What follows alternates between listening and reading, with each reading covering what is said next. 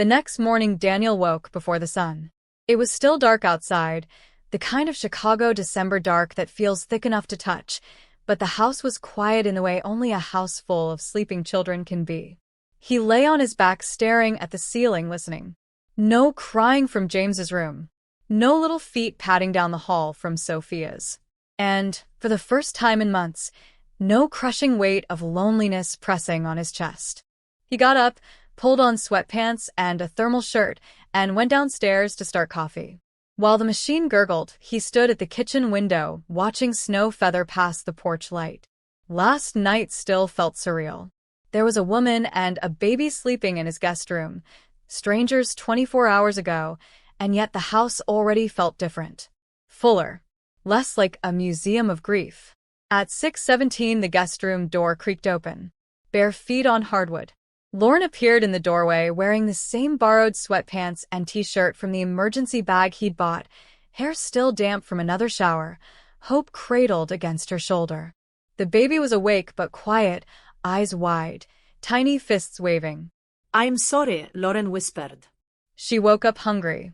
"I didn't want to wake anyone else." "You didn't," Daniel said, already reaching for a bottle he'd pre-filled and left warming in a bowl of hot water. "Here. Sit." Lauren hesitated, then sank into one of the kitchen chairs. She took the bottle with trembling thanks and settled hope into the crook of her arm. The baby latched on eagerly, making soft, greedy noises. Daniel poured 2 mugs of coffee and set one in front of her. "How did you sleep?" "Like I was drugged," she admitted, voice rough. "I kept waiting to wake up freezing on a bench." "You're safe," he said simply. "For as long as you need." She looked at him over the rim of her mug. "Daniel, I don't know how to do this. Accept this much from someone." I keep waiting for the catch." "There isn't one." He leaned against the counter. "I'm not a saint. I'm a guy who's been carried by other people and now has the chance to carry someone else. That's it." Hope finished the bottle with a small, satisfied sigh. Lauren lifted her to her shoulder and patted gently. The motion was practiced but exhausted. Her whole body sagged with bone-deep fatigue. Daniel watched them for a moment, then made a decision. "Lauren, I have a proposition. Hear me out before you say no." She stiffened. "I have a finished basement. It's a full mother-in-law suite, bedroom, bathroom, small kitchenette, separate entrance. My dad built it for my grandmother, but she never used it. It's been storage for 2 years. If you're willing, I'd like you and Hope to move in there." "No rent. No timeline." "You get back on your feet, finish your nursing degree if that's still the plan, save money, breathe. In exchange, you help me." Lauren blinked. "Help you?" "I'm drowning," he said bluntly. "I love my kids more than my own life, but I'm one sick nanny away from a nervous breakdown. I need someone I trust in the house. Someone who understands infants, who can be here when I have late meetings or travel. Someone the kids already like." He tipped his head toward the stairs where Sophia's voice suddenly rang out. "Daddy, James is stinky." Lauren actually laughed, a small cracked sound but real. Daniel grinned. "See? Chaos o'clock has officially begun." Sophia appeared in dinosaur pajamas, dragging her stuffed giraffe. She took in the scene and made a beeline for Lauren. "Did Hope sleep good? Can I give her a bottle next time?" "I know how." Lauren's eyes filled again. She seemed to cry at everything now that the dam had broken. "Maybe," she said thickly. Daniel scooped Sophia up. "First, we change the stinky brother. Then pancakes. Lauren, you don't have to decide today. Just think about it." She nodded, pressing her lips together. The day unfolded like a small miracle. Sophia appointed herself Hope's official big sister helper. She dragged every board book she owned into the living room and read them aloud in dramatic voices while Hope kicked on a blanket. James, sensing competition, demanded constant holding and rewarded Lauren with his first real smile when she bounced him gently on her hip. Daniel worked from home, fielding calls in his office, but every time he emerged there was a new domestic tableau.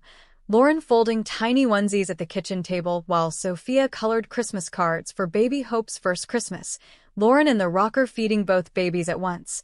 Hope at her breast, James with a bottle propped expertly. Lauren laughing, actually laughing, as Sophia insisted on measuring Hope's head with a tape measure to see if she needed a hat. By late afternoon, Daniel found Lauren in the laundry room staring at the washer like it was a spaceship. "I've never used a front loader," she admitted. He showed her, shoulder to shoulder, the scent of warm cotton and baby lotion rising between them. Their hands brushed, reaching for detergent. Neither moved away. That night after the kids were asleep, Lauren knocked on his office door. "I'll take the basement," she said without preamble. "If the offer's still open." "It is. But I pay rent. As soon as I'm working again. We'll call it childcare barter for now. Rent discussion in 6 months."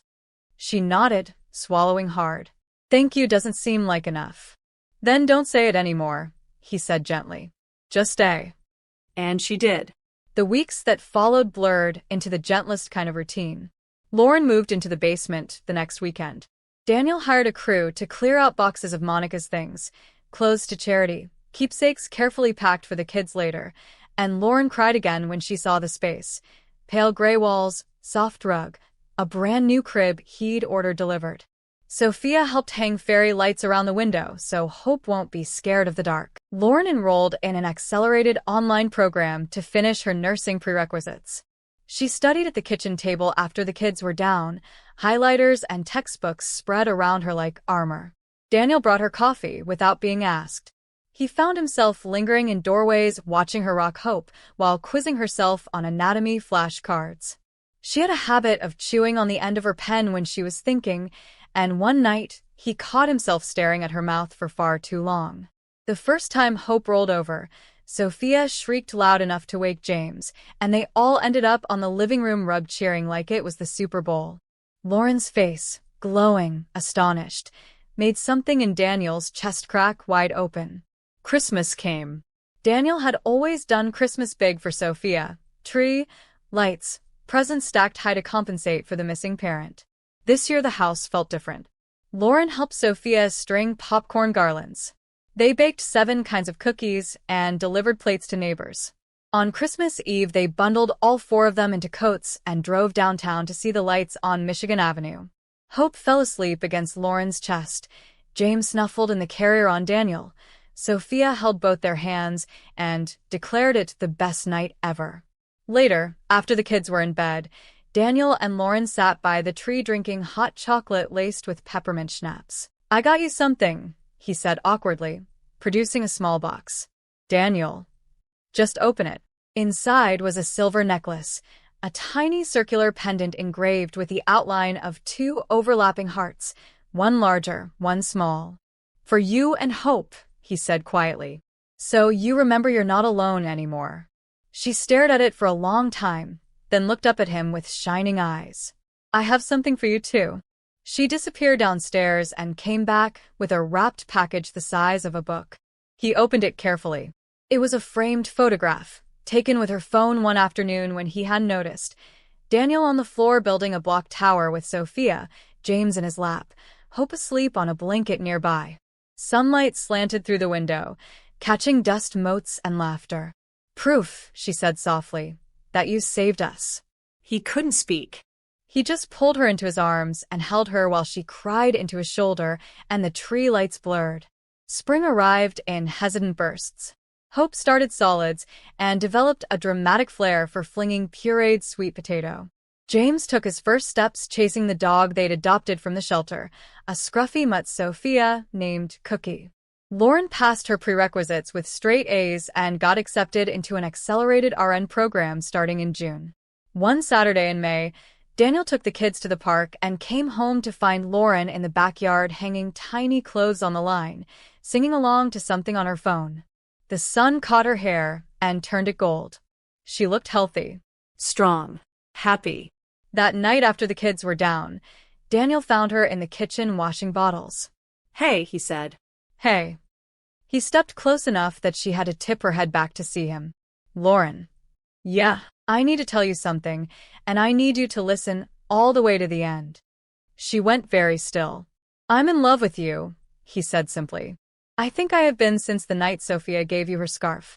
I tried not to be. God knows you've had enough men complicate your life, but I am. And I think I hope maybe you feel something too.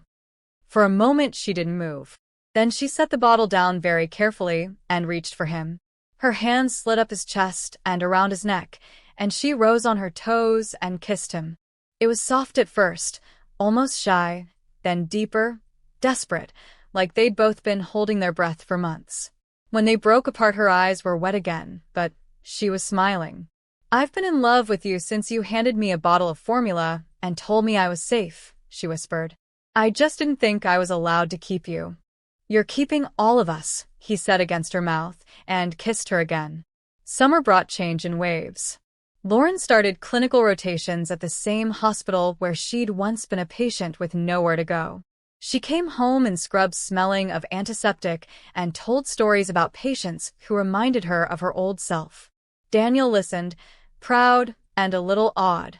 In August, on a warm night with the windows open and cicadas screaming, Daniel got down on one knee in the backyard while Sophia held a sign that read, "Will you marry us?" And James babbled around a fistful of grass.